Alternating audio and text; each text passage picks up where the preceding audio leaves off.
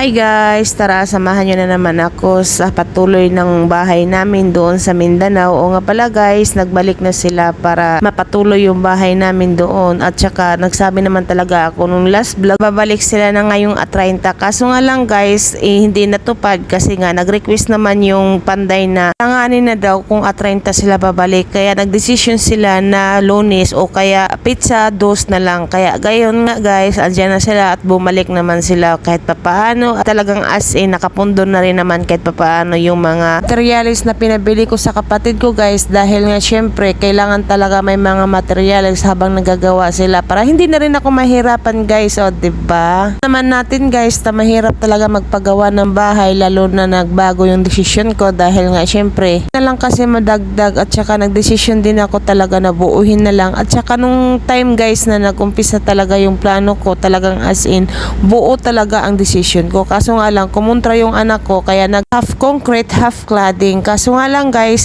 nung nabuo na at nakita ko na talaga na kunti na lang naman talagang madagdag at saka ganun din naman na magagastos, kaya nagtanong sa akin yung panday kung ano ba talaga ang plano ko. Kaya nagplano na lang din ako na buuhin na lang yung simento kasi nga parehas lang din naman Makin niya naman guys, nagtanong yung kapatid ko kung magkano ba talaga yung color of. Ang sabi niya sa akin is 300 plus daw yung 8 meters. Yung 10 meters naman is 400 plus. Nagtanong din naman siya sa plywood is 400 plus din daw guys. Kaya nagdesisyon na talaga ako na buuhin na lang kasi ganun din naman ang presyo at saka ganun din magagastos. Sa awa ng Diyos, pumayag din yung anak kong bunso na talagang ituloy na lang din dahil nga parehas lang din naman ang gastos kung half cladding at saka half concrete. Nagpabili na agad ako sa kapatid ko na 1,000 piraso na hollow block para din ka talagang mahaba-haba din ang panahon na pagtatrabaho nila at hindi mahinto. Natin sa hindi talagang mahirap magpagawa ng bahay dahil sa panahon ngayon mahal talaga ang mga bilihin. Hindi na mga materialis talagang as in mahal. Hindi tulad ng dati talaga na mura lang. Isipin nyo ba naman guys, 11 pesos lang talaga ang isang hollow block dati, pero ngayon hindi na. Nagtaka na nga ako guys dahil 50 na talaga as in ang bilihin talaga ng hollow block ngayon ng isang piraso. Kaya mataas-taas na rin talaga. Hindi naman talaga basta-basta magpagawa ng bahay. Pero guys, kahit mahal pa yan, kung gusto mo talaga at para sa pamilya, talagang gagawin mo yan. Talagang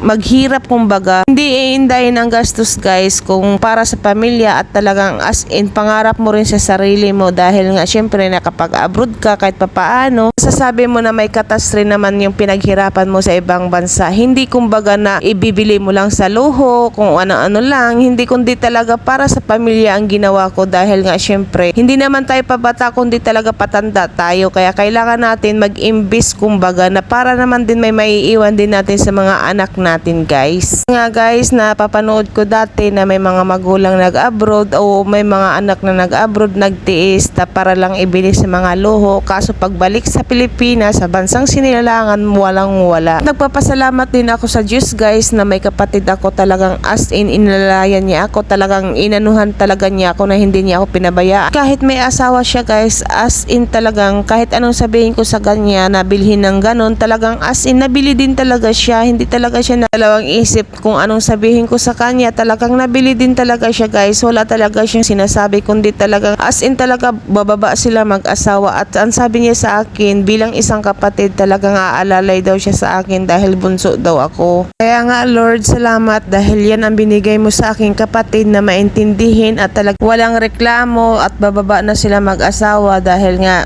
kailangan nilang bumili ng mga materyales. Pag sinabi ng panday na linaw, wala nang ganun, talagang bababa na sila nang walang talagang sabi-sabi sa akin at magugulat na lang ako, nagsisin na lang siya ng resibo. Sabay text na yan ang binili ko na ganyang halaga at sa ganun ang pamasahe. Kaya laking tiwala din ako sa kapatid ko na yan, o diba? Kaya love na love ko yan.